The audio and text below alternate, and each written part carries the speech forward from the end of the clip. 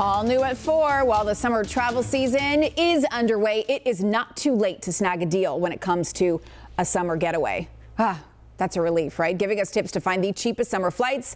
Joined now by Willis Orlando from Scott's Cheap Flights. So give me some good news because we all need it. Finding an affordable flight right now is so tough. Are there destinations that are more affordable this summer that we should focus on? There absolutely are, especially if you're flexible. All the best deals right now are to Europe. I'm telling you, airlines put a ton of big planes in the sky to cross the Atlantic.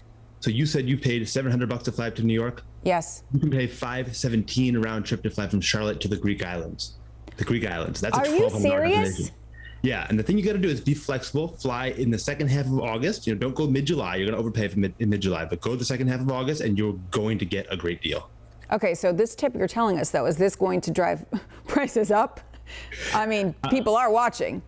I always do worry that when we send these emails out, we tell our members about them. We've got almost 3 million members that we're gonna kind of have the cheap seats sell out quickly. But I'm telling you, these fare sales are happening all the time. They happen quite frequently. The biggest thing you have to do is be aggressive. When you see it, lock it in today. Don't wait. Don't call your significant other to get everything in a row. Lock it in now.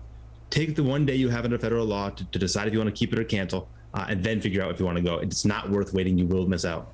So when you see it, snag it. Are there days? So, everyone has a theory. Your uncle says you got to fly out on Tuesday, but then your friend on Facebook says, no, Sundays are the cheapest. So settle it for us. Which days to fly are the cheapest?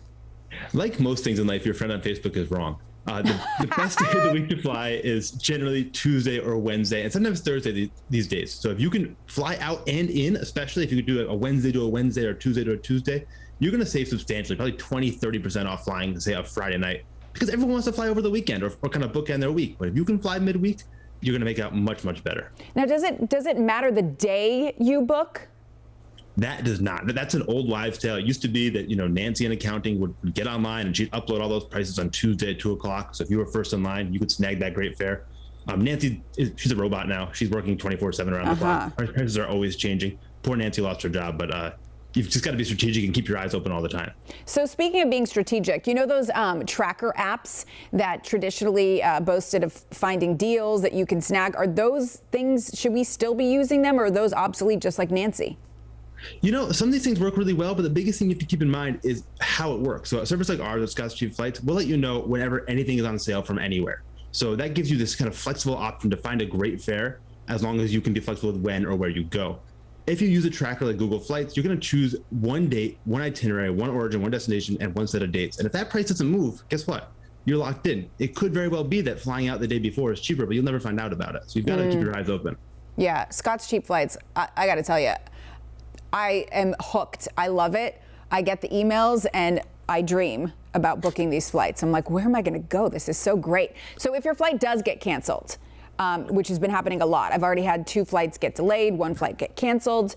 What do you do? Because if you didn't buy, say, that refundable ticket, is there a way that you can still go on your getaway without losing out? So there's a couple good things here. One, if your flight is canceled and you choose not to travel, you are under federal law owed a full cash refund, full stop. Airlines don't like to tell you that. They always try to give you a voucher or do something else. You are owed a full cash refund, so know you can get that cash if you need it.